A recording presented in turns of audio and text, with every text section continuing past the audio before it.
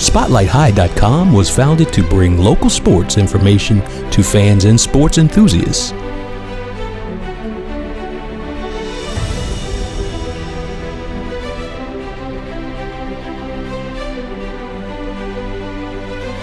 Good luck to you next week. I appreciate it. Thank you. That will be up there tomorrow morning. That's cool. All right. Never done that before. Coach Johnson of Spotlight High had an in-depth conversation with Coach Perrin of Gloucester High School track and field. Now we're joined by John Perrin, the head coach of Gloucester Duke's track and field. John, thank you for joining Spotlight High Media. We wanted to say it is proud to be here in Gloucester County and just to get to know you a little more. Tell me, what started you want to coach track and field student athletes here at Gloucester High School? Well, it's kind of ironic. I didn't start here.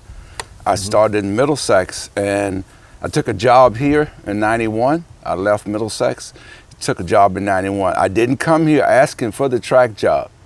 And at that time, the athletic director was Jerry Morgan, and he brought me in his office one day. He said, "We want to offer you the track job." Well, being from Gloucester, I knew about the track program. I'm thinking, like, we got 1,500 student athletes in this building. The program, I think, should have been better. And so I said, well, let's not get too excited to let him know I really want this job. But I did take it. So that started in '91 when the job was offered to me. And I've been excited to have the opportunity. Since that excitement in '91, what has been your track standards for these student athletes here in Gloucester? I've been brought up by my parents to work hard. And if you don't work hard, there is no rewards for you. There are no shortcuts. And so that's been my philosophy. Work hard. And if you work hard, do the things we ask you to do in our program, you're going to have some success. Speaking of success, speaking of philosophy of track and field sports, what do you do during practice, during championships, just during a regular meet? Do you coach to win, or do you coach to finish that statement? We coach to win. Our goal at the beginning of the season as a staff is to get as many athletes as we can to the state championship. You know, and then that's been our philosophy, but it's all about winning. We train during the week. I'm a little different than I see other coaches who walk around and, you know, they're in the kid's face, and I'm like this. Stress is something the athlete doesn't need. So we do our training during the week. At a meet, they know what they got to do. We give them the schedule. They vent what they need to do. So at a meet, I'm walking around evaluating kids. You know, when they do a good job, pat them on the back. When they don't do a good job, I don't say anything right then and there. I let it kind of, you know, marinate a little bit, and then, you know, once we sit down on Monday, we'll talk about what we should have done better. Right. Let's speak about your coaching staff. I would say started off, when I first started coaching, I was pretty much looking for a coaching staff, and I ended up with two great guys, with Butch Gordon and Jerome Rose and beyond. Who is your coaching staff to push you when you need to be pushed sometime, motivate you when you need to be motivated sometime? Talk about your coaching staff. I laugh, but that's been a tough road here at the high school. To find a good coach, track coach especially, it's been pretty tough. Up until the last few years, I've been basically trying to coach every event, and when you do that, you kind of like fall short. Oh, I know. And so here recently, I finally, and I've had some athletes who've gone to college come back and helped, but finally, after 29 years, I say 29 years, I finally found a staff where I feel real comfortable. And my philosophy is, I want to teach you, but I want you to come to the table with some things that's going to help Right. do the events you need to do. So just here recently, I found the best staff I could ever put together at Gloucester High School. That's outstanding. And it's been tough. Right. Some coaches are serious. Some coaches just want the money. And I've been fortunate that I can hire and fire. Okay. But you got the staff that you really can trust. Can trust, finally. Yes. Can really Yes. trust. If I'm not around, they get the job done. Outstanding. Outstanding. Let me ask you, let's say you had you may have this, let's say you had a coach's bucket list. Right. Have you fulfilled that coach's bucket list? Or if you fulfilled it, what have you checked off? I will say that I have fulfilled the bucket list. When I came here in '91, we had no track. No track. No track. And we were in the Peninsula District, and so one of the Boosters Club president said, Coach Perrin, if there's one thing you want, what is it? I want a track. Right. And I think they had the blueprints for it, and within 6 months, it might have been a little longer than that, they broke ground. Right. For a brand new track is what we have now. Yes. So that bucket list has been fulfilled. The other one is to provide a facility where we can accommodate events, regionals, invitationals. That bucket list has been filled. And then here, the last 7 years, we've hosted a regional meet at Gloucester High School. Right. Gloucester High School. Yes. And I say that because everybody think we're a bunch of country folks over here, but I challenge anybody putting on a meet because of our facility, because it was designed the way I wanted it to design, where everything is right here. You don't have to go all the way to 2 miles to get to the throwing circle for the shot or the discus. Everything is right here. It's well shaded, so yeah, the bucket list is complete.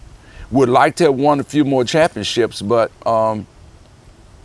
the bucket list has been filled from a facility to hosting big invitationals to hosting a regional meet. Well, there might be one more. Yes. Host a state championship. Okay. I think we have a facility that can host a state championship. Right. I love TARD, don't get me wrong. I love all those facilities, but again, having everything right here, Yes. close by, that would be a bucket list that will be complete. But Outstanding. overall, it's done. Yeah. You saying you can host the state championship. Talk to me about this community. Is this community ready for that? Wow, you would ask me that. That's been an issue. When you talk about track and field, it's not a major sport. Right. It's not football, it's not basketball. And so the only time you really hear anything about track is when the Olympics go around, and that's it. So what I've tried to do is go into the community and talk to the Chamber of Commerce, when we have AAU invitationals, regional meets, hotels. I think they're ready. I think since I'm from the county, I know enough people where we can get that done. Well, I can also speak on that because you held regionals here for the last few years, and I think that y'all had a outstanding outcome of the community stepping in and helping out in little things. So I applaud you for that. I've been here for a regional meet, and y'all got it done. I've been here for a invitational meet, and y'all got it done. Right. And I know on top of that, people say you want your cake and eat it too. But I know if you was official here, you got a piece of cake. I try to take care of my. Right. I've been fortunate to get the best officials. I've had a great group of parents who hospitality has been,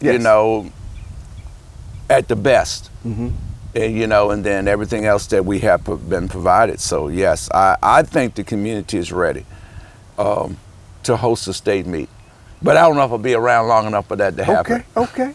I hope so. Right. I want to be in the stands. Right. I would like to see it happen, but You know, like anything else, there's a few buttons you got to push. Right, right. I understand that. Let's speak about your track kids, the track nation here at Gloucester High School. Every year, I believe that when you have an invitational, you put some kids in the Hall of Fame. Talk to me about how much it means to you when the kids come back and help you out. The kids come back and to accept the honor of being in the Hall of Fame. We've been blessed with athletes who've been dedicated to the sport of track and field. And so, yes, they do come back. We do recognize them. When I have an invitational, I recognize them. So we blessed. We got a website where when they do something, I give them the accolades that they need. So yeah, we've been blessed. That part of coaching has been a blessing. Right. You know, see that they've done well. I say this, but none of them are locked up and locked out that I know of. So I've been blessed. Great. Yeah. Yes. If you do a time capsule and they open it up 20, 30 years from now, what would they find in that time capsule of Gloucester Duke's track and field? Wow. Some life lessons that they learned. Hard work pays off. Coach Perrin was tough but fair. And that has allowed me to be successful in life. He'll eventually get to be your friend. That's been my philosophy. I like my kids, but I've learned that, you know, friendship eventually comes. Right. You know, and so I think they're going to see that, yeah, Coach Perrin taught me some lessons about life, you know, and I've heard that from athletes who I've coached in the past, that they appreciate everything I've done and their parents, and, you know, so I just think that piece, life, you know, taught them some life lessons, some discipline that they needed. With that said, John Perrin, thank you for what you've done for your community. Thank you for what you've done for the track nation here at Gloucester, and we appreciate you, and we hope to see you around at least a few more years. Well, I was going to step down this year as a head track and field coach and just come back as an assistant, but the good Lord said, COVID-19, going to tell you to come back again. So I'm going to be back at least another year. I've enjoyed it. Again, having the staff I've finally gotten, it's paid dividends. The stress level, all that's gone. The kids have responded. We've created a culture that when I do step down, I know that the program will continue to be what it needs to be. Well, me and my son already got a chance to get that feeling of what you bring to Gloucester, and we appreciate it. I appreciate the opportunity to do it. It's a blessing. Yes.